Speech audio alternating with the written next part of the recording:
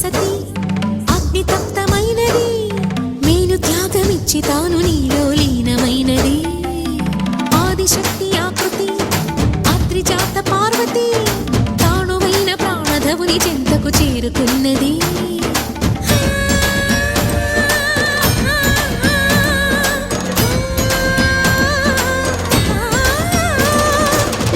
భువికి తరలించేలా ధరణి దివిని తలపించేలా